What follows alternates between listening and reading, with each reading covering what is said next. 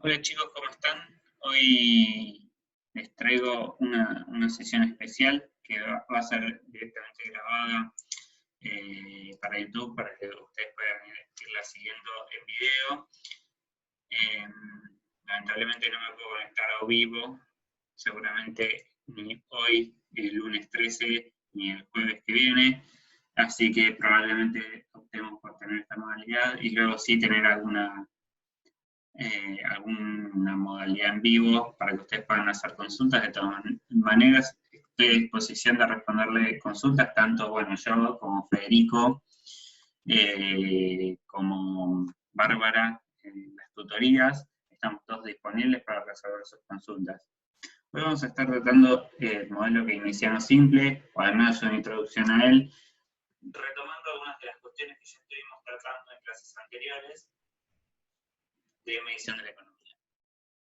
Bueno, lo que vamos a estar viendo es la función de consumo, cómo encontrar un equilibrio macroeconómico en el modelo más simple posible, teoría sobre consumo y también un apartado sobre teoría de la inversión.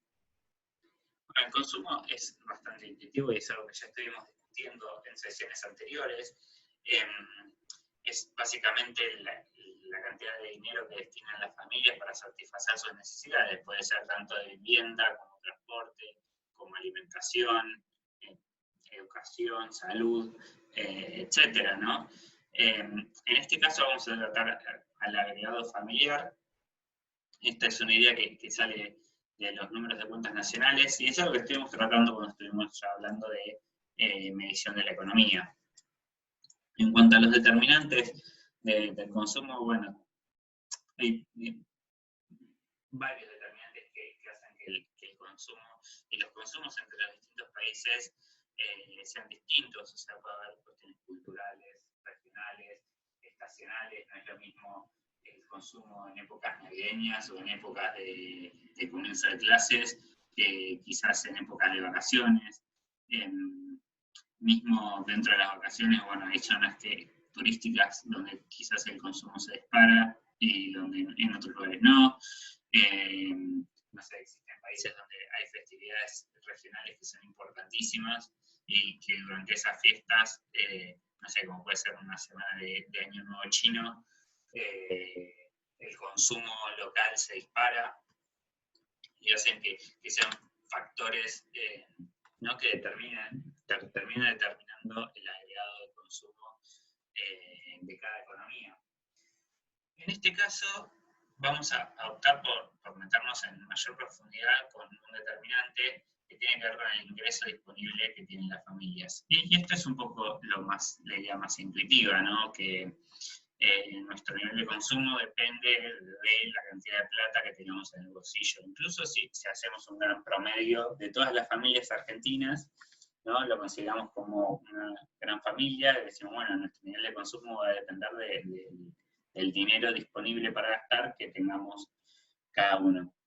En este caso, lo que podemos armar, como estuvimos trabajando tanto en los equilibrios macroeconómicos, es una función que relaciona estas dos ideas, ¿no? Nuestro nivel de consumo con nuestro ingreso permanente. Y eso es lo que estoy señalando con el puntero, ¿no? En nuestra función de consumo, que se abre con la letra C, va a ser igual a CA. CA es lo que se conoce como consumo autónomo. Es un nivel de consumo mínimo que las personas requieren independientemente del nivel de ingreso. Y esto puede entenderse como el nivel de necesidades básicas que las familias necesitan cubrir para su subsistencia, ¿no? No depende del nivel de ingreso, aunque efectivamente para realizarlo necesitemos ingreso. Y otra parte del consumo va a depender, sí, de nuestro ingreso disponible.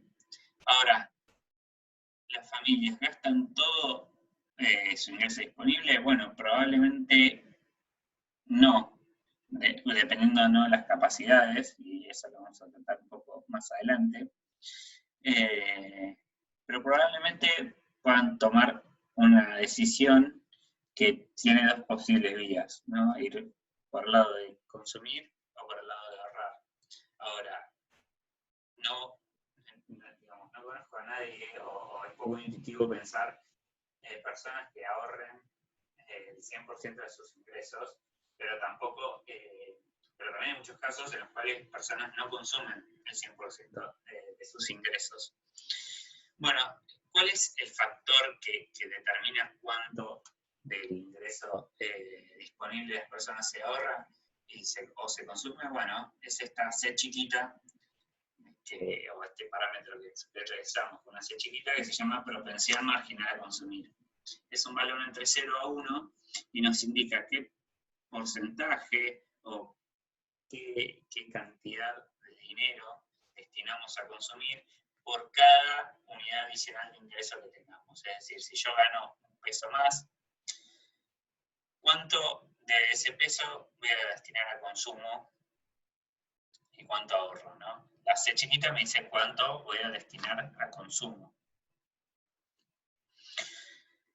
Si lo miramos dentro de nuestra función, esa C chiquita lo que me va a estar expresando es la pendiente de nuestra función de consumo. Si miramos en el gráfico, primero analicemos lo que es la línea roja, ¿no? La línea roja es la línea que nos da una función de consumo, que, bueno, como ya tenemos en la función, a medida que aumenta nuestro ingreso disponible, nuestros niveles de consumo van aumentando. Ahora, me gustaría hacer una aclaración sobre la línea celeste.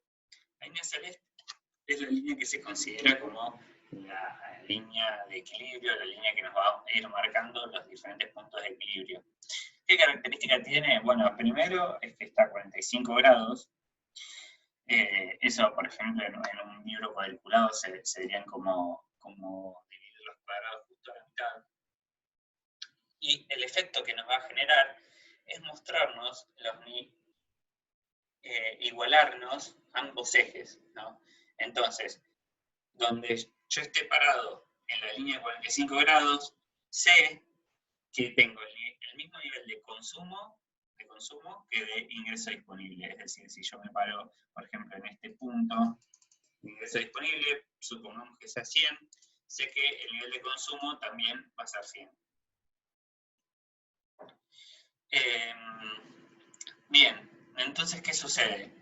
Si trazando esta línea de 45 grados y viendo en el punto donde se cruzan ahorro e inversión, consumo e ingreso disponible, va a ser mi punto de equilibrio. Yo sé que en ese punto, tanto el consumo realizado por las familias como el nivel de ingreso disponible está equilibrado. Ahora, ¿qué pasa si estoy a la derecha de ese punto de equilibrio? Bueno, el consumo empieza a ser más bajo que el ingreso disponible. Entonces, podríamos estar hablando de que existan niveles de ahorro positivos.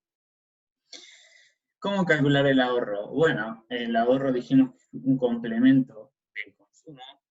Entonces, yendo a una función práctica, podría determinar S como ahorro, de save en inglés, como la diferencia entre el ingreso disponible y el consumo, realizando el reemplazo de la C, ¿no? De la función de consumo por la que yo había definido previamente, puedo obtener lo siguiente, ¿no?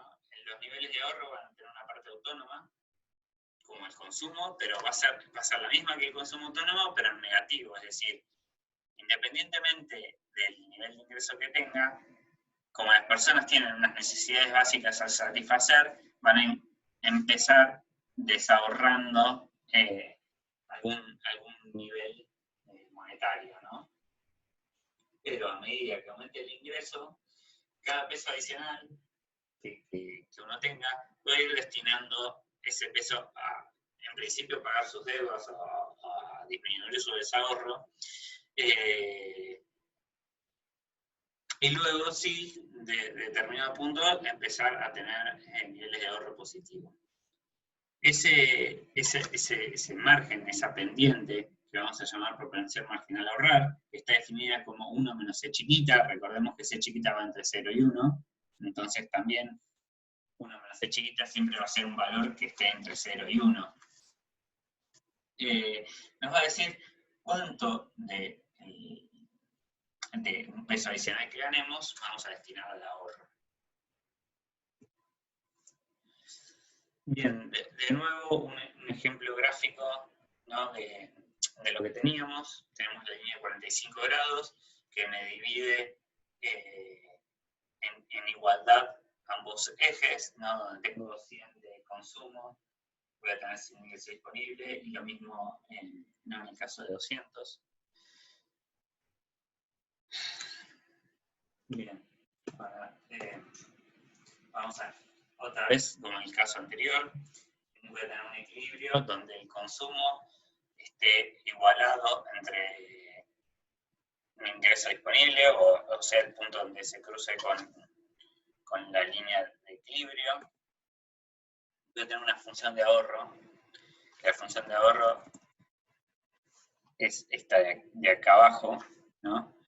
Notemos que empieza en valores negativos de ahorro, ¿no? En este eje estoy escribiendo tanto consumo como ahorro. Y ese valor negativo es el mismo que el positivo de consumo para niveles de ingreso disponible iguales a 0. Ahora, ¿qué sucede en el equilibrio? Bueno, en el equilibrio, en esta economía simple, donde solo existen posibilidades de consumo, el ahorro es 0. ¿Ven?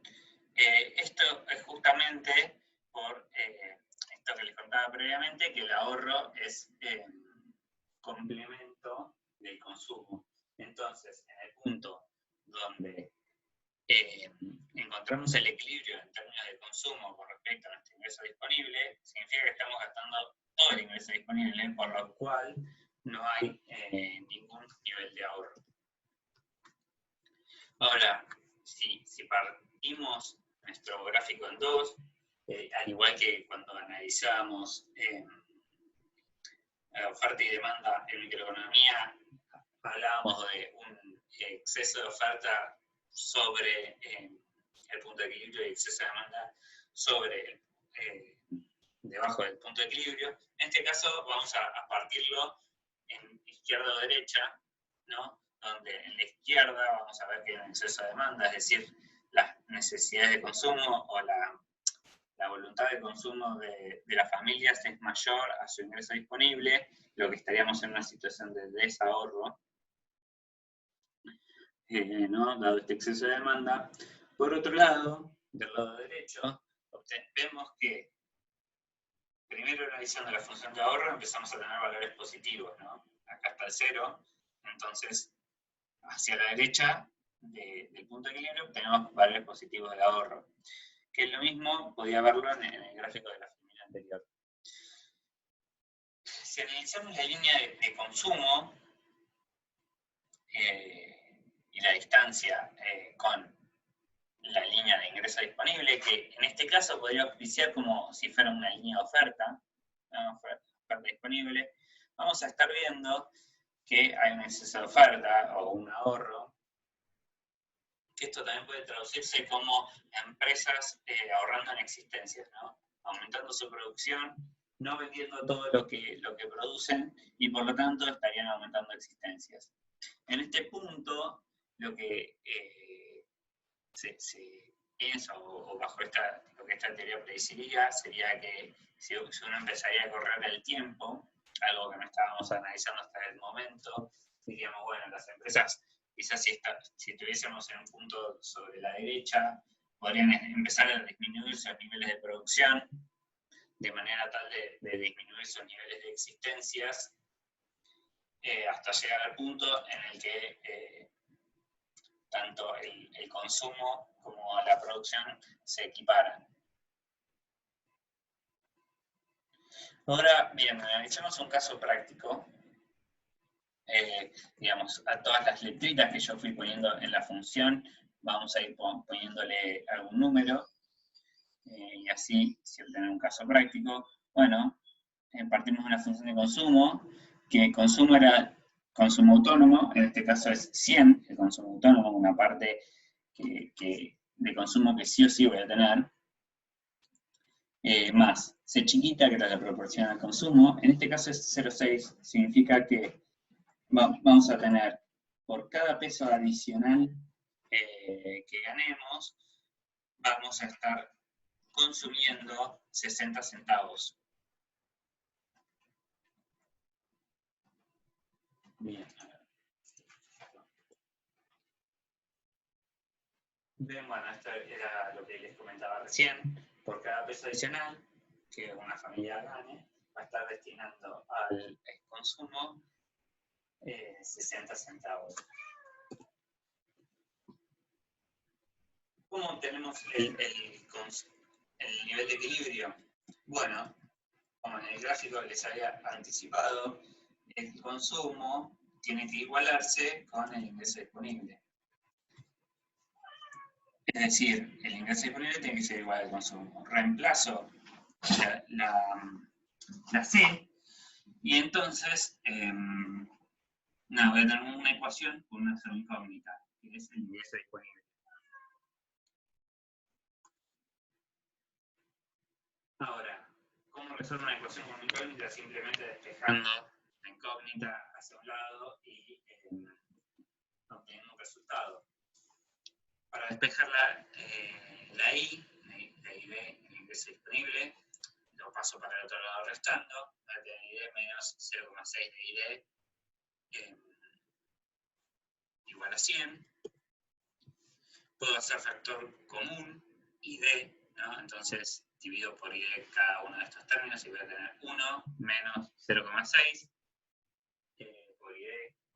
Lo mismo puedo simplemente realizar la resta, ¿no? Un ID menos 0,6 de ID, voy a obtener 0,4 ID. Esto es un poco un trabalenguas, pero es más sencillo verlo en la slide o ir haciéndolo a mano. Paso dividiendo el 0,4 y obtengo mi ingreso disponible de equilibrio o el ingreso de equilibrio de esta economía, que es 250. Noten que yo cuando realicé el paso del ingreso, que lo pasé a la izquierda y realicé el factor común, hice una resta que era 1 menos 0,6, me da 0,4. Y eso es igual a la propensión marginal a ahorrar. Es decir, por cuánto ahorro por cada peso adicional que tenga en el bolsillo. Y por último, si mi ingreso de equilibrio va a ser 250. Existen diferentes ideas de cómo está determinado el consumo, y es uno de los factores más importantes en la determinación de la demanda agregada. Por un lado, vamos a tener la teoría del ingreso disponible, que es un poco lo que estamos aplicando ahora, ¿no? El consumo depende de la plata que tenga disponible para gastar en ese momento. Esto es, digamos, una teoría bastante fluctuante, ¿no? Porque, obviamente, no sé, por ejemplo, en tiempos de la pandemia, muchas personas han tenido que ajustar sus niveles de consumo, dado que no pueden salir a trabajar o que sus niveles de facturación cayeron un montón, ¿no? Bueno, esta teoría del ingreso disponible está reflejando este factor de la realidad. Ahora, existen otras teorías, como por ejemplo la teoría del ingreso permanente.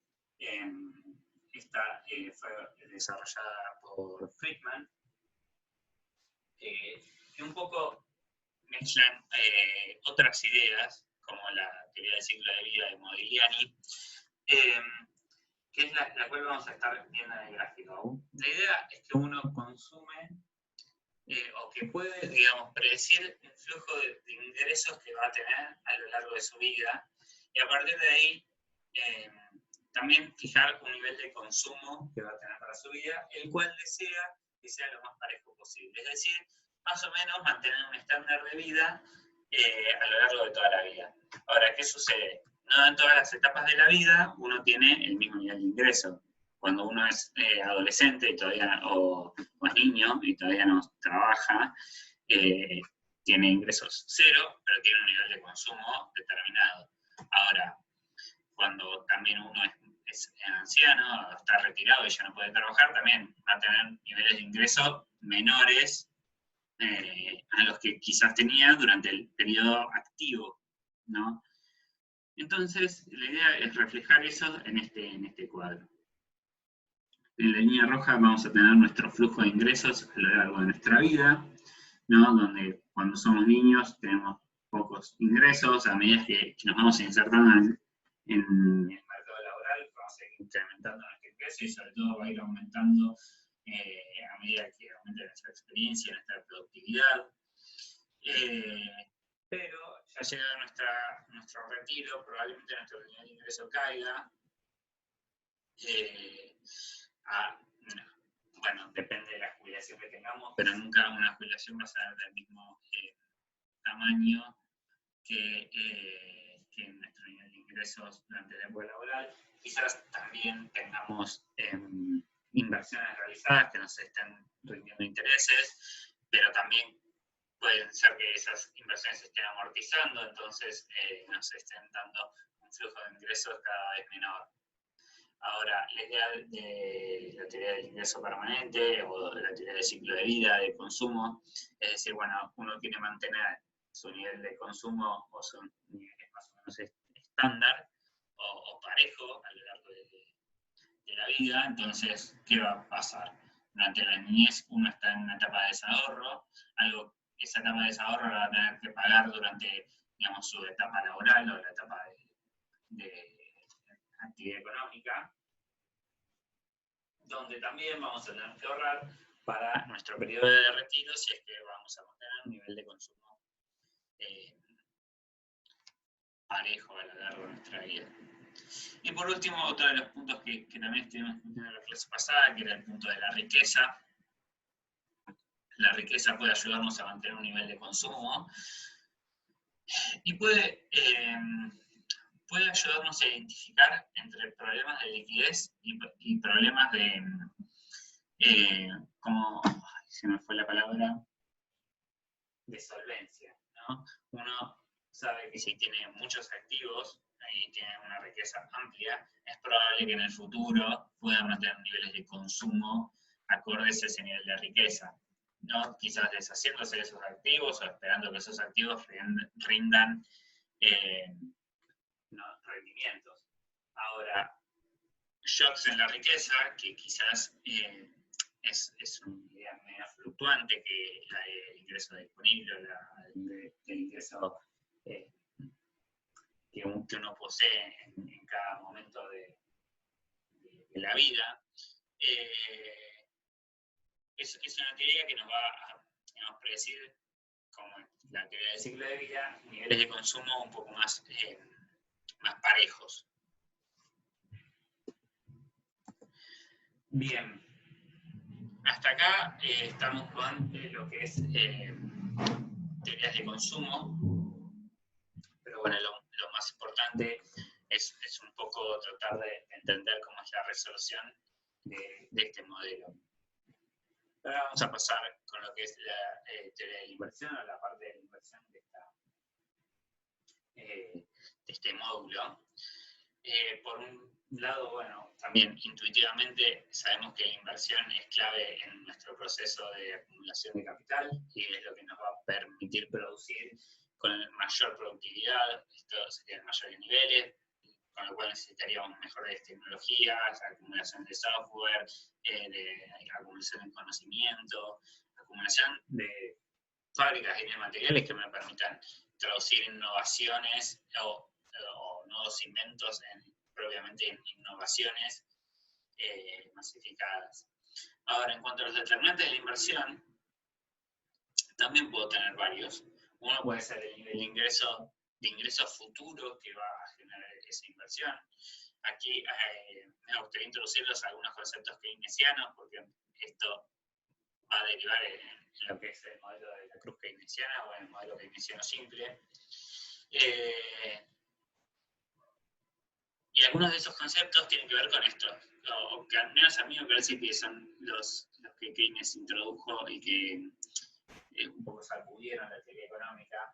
Uno tiene que ver con la eficiencia marginal del capital, que intenta reflejar esto, ¿no? Uno va a invertir a medida que la eficiencia marginal de capital sea más alta. ¿Esto qué significa? Los rendimientos futuros que yo espero de un proceso de inversión sean más altos, ¿no? O al menos tener rendimientos positivos, o que alcancen a cubrir todos los costos y los tiempos de espera que yo tengo que tener desde el proceso que yo comienzo con una nueva inversión.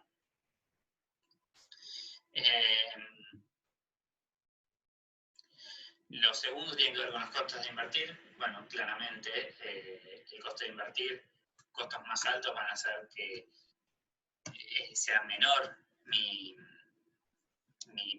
posición o mi idea de invertir, y a su vez de que requiera que el nivel de ingresos futuros que tengo una inversión o el nivel de rendimiento de esa inversión sean más altos. Esto también está relacionado con la eficiencia marginal de capital, porque le impacta, ¿no? en ese nivel de eficiencia. Y por otro lado, vamos a tener como un determinante de costo de invertir lo que es la tasa de interés. La tasa de interés es el precio que uno paga por ahorrar, por adelantar consumo, o sobre todo en un proceso de inversión donde uno quizás no tiene la plata para comprar la maquinaria o hacer, no sé, el desarrollo de un software particular. Bueno, tiene la opción de adelantar su riqueza que va a generar esa inversión a través del sistema financiero, pidiendo un préstamo. Ahora, ese préstamo no va a ser gratuito, va a tener una tasa de interés. Esa tasa de interés, mientras más barata sea, mayor va a ser mi capacidad de repago, o mayor va a ser mi rendimiento de la inversión. Si la tasa de interés es muy alta, mi proyecto de inversión en realidad tiene que tener un flujo futuro esperado de rendimientos muy altos para poder pagar esa tasa de interés. Y aquí hay un montón de discusiones interesantes. A mí la que más me sirvió, o también para entender la realidad, tiene que ver con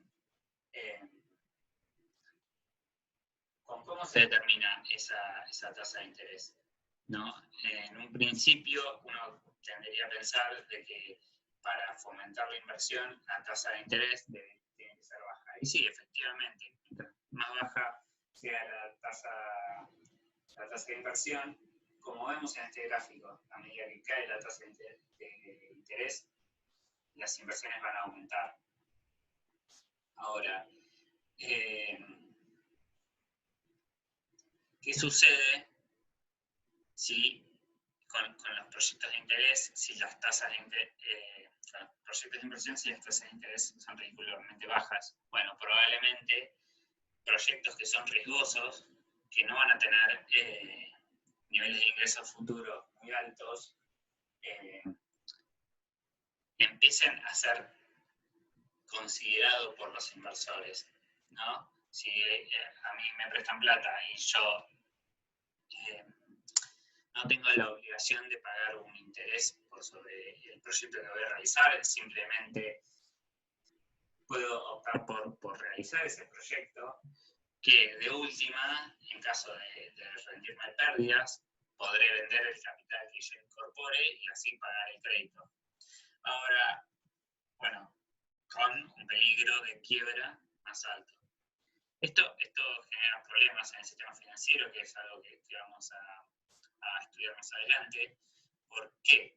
Porque el dinero que el banco está prestando no es dinero del banco, es dinero de los ahorristas. Entonces, en caso de quiebras masivas o de un sistema que incorporó activos demasiado riesgosos, dado que estuvo apostando a inversiones que no tenían el adecuado nivel de ingreso o perspectiva de ingresos futuros, puede llevar a un colapso del sistema.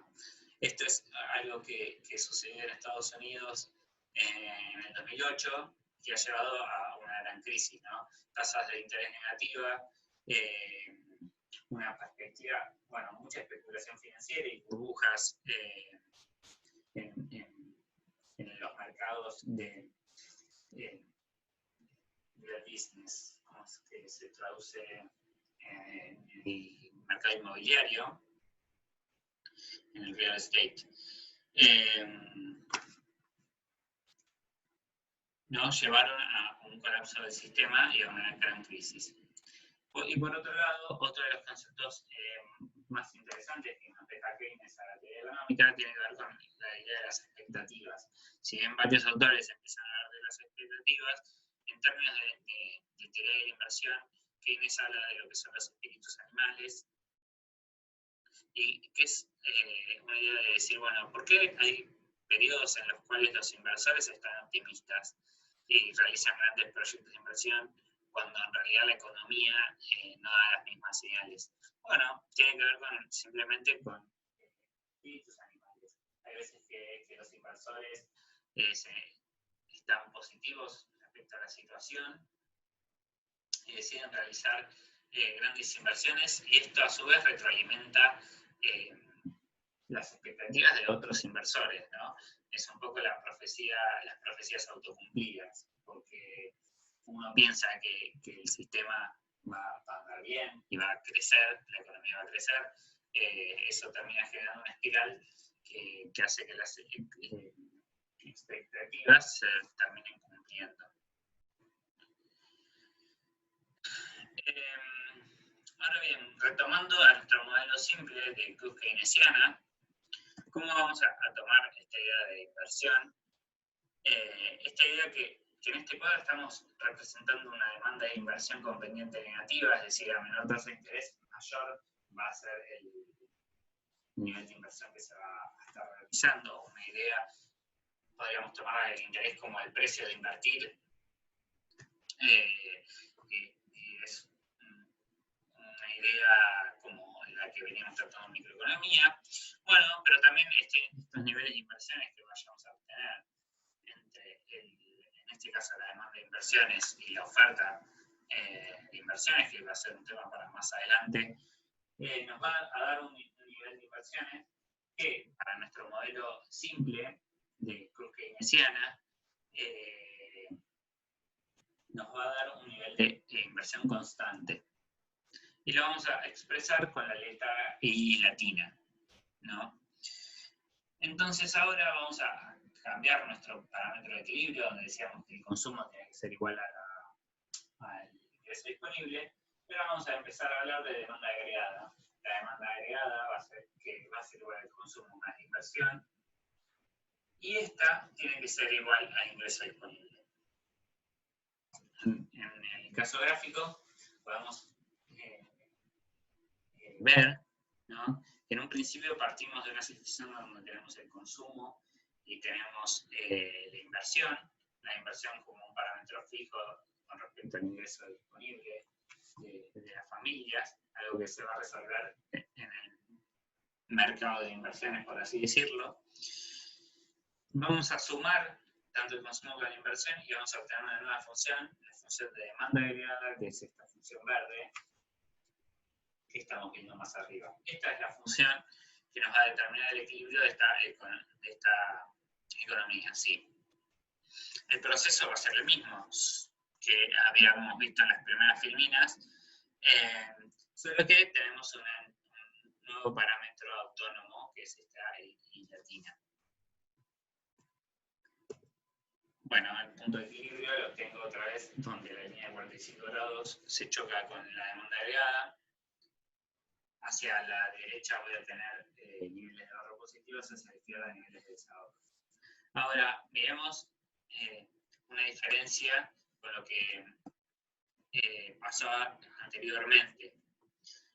Anteriormente, nosotros teníamos que el nivel de consumo en el equilibrio daba niveles de ahorros iguales a 0, ¿no?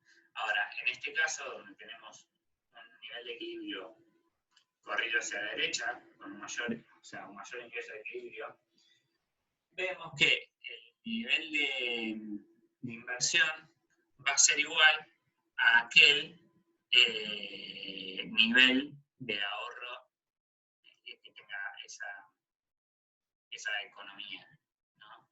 Es decir, en el equilibrio no solo la demanda agregada es igual al ingreso disponible, sino que el ahorro es igual a la inversión. Eso es algo que también estuvimos analizando en la clase pasada, cuando vimos el modelo de las tres brechas, ¿no? Si en ese modelo que vimos de tres brechas empezamos a simplificarlo, empezamos a retirar actores, como es el sector público, que era una de las brechas, y otra de la brecha externa, vamos a ver que la ecuación simplemente nos va a quedar que la inversión es igual al ahorro privado. Bueno, eso es lo que está pasando en este modelo donde solo tengo sector privado. El ahorro es igual a la inversión, y eso me da el equilibrio en el mercado donde vamos a tener la demanda agregada igual al ingreso disponible. ¿Qué sucede a la izquierda de este equilibrio? Bueno, otra vez voy a tener exceso de demanda. Por un lado, tengo mayor ahorro que mayor inversión que ahorro, ¿no? La inversión es uno de los determinantes de la demanda agregada, entonces podría hablar de un exceso de demanda agregada. Lo contrario sucede hacia la derecha, donde podríamos otra vez pensar en empresas ahorrando en niveles de existencia que en el futuro deberían ajustarse para alcanzar los nuevos valores de equilibrio. Bueno, eso es un poco lo que quería contarles para la clase de hoy. Esto está en el capítulo 21 de Samuelson. Cualquier cosa pueden contactarme por mail. Espero haber sido claro, espero que también esta nueva forma de trabajar los gráficos en PowerPoint haya sido clara para ustedes y les sirva un poco más, sobre todo los que miran las clases del celular, que quizás de esta forma se entienda un poquito mejor. Desde ya muchas gracias y nos estamos viendo en la próxima clase.